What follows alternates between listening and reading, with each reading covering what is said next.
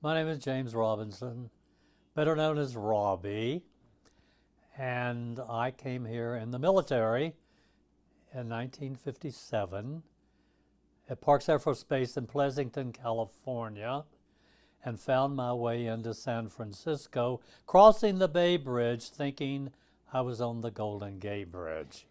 I told my mother I went across the Golden Gate Bridge on the lower deck. That's how much I knew. But I arrived in San Francisco at the bus terminal and had no idea where I was or where I was going. And I asked a guy, and military, everybody knew you were in the military for your physical appearance.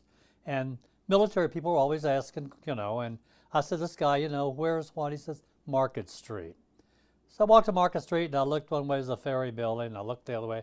I guess I'd go the other way. I'm walking up Market Street and this guy saw me. And he kept looking at me and smiling. I thought, well, this is a bit strange, But he'd walk a little ways and I'd walk a little ways, but we kept smiling at one another. So I followed him up and he went up Eddy Street into an establishment. And I thought, well, I walked by it and there was music, but I was scared because I didn't know what to do.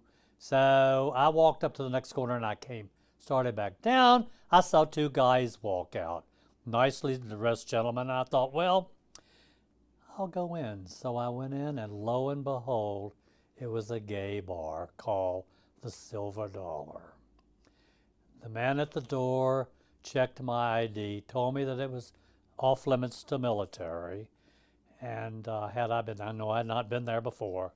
And he called over the waitress, Lisa, who was a wonderful woman, and had her buy me a drink because it was my first visit. And of course, it became my second home while stationed at Parks.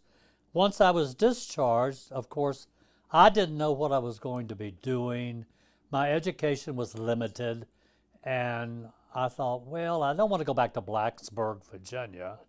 And so on a Saturday night, they needed a bar back, and Bob asked me to do it, Bob Thompson. By the way, the guy at the door, Bob Thompson, was the owner.